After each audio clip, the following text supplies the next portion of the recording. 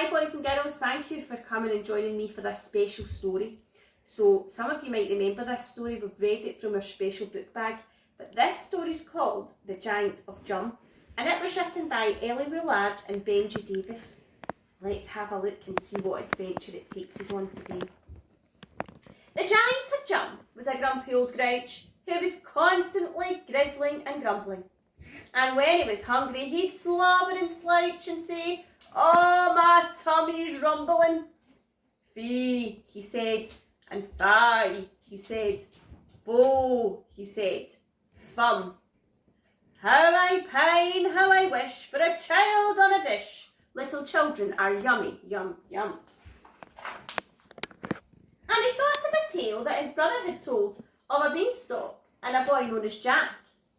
He'd be nice, thought the giant, if eaten quite cold with a side dish of beans for a snack.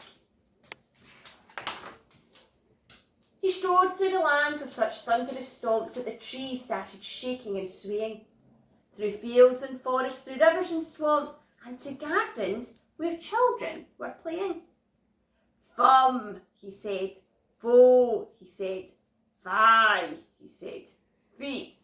Children, I feel, make a fabulous meal. I will gobble you up for my tea." That doesn't sound too good. He's going to eat the children.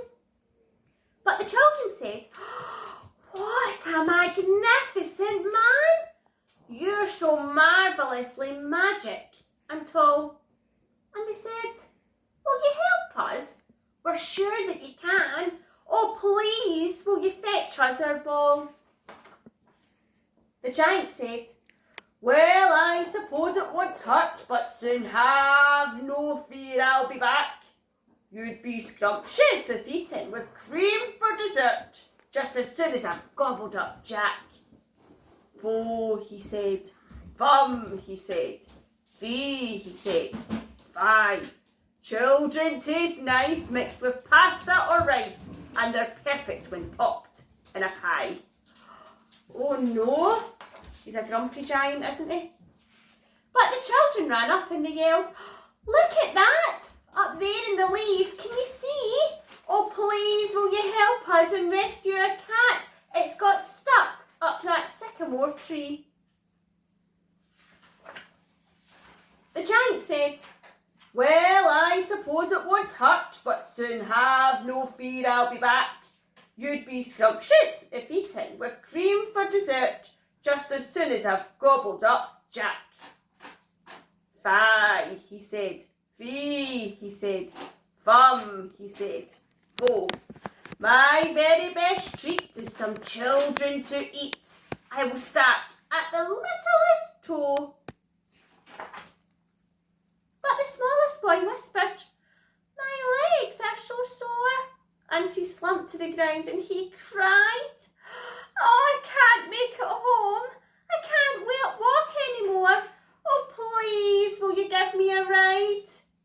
The giant said, "Well, I suppose I don't mind," and he lifted the boy on his back.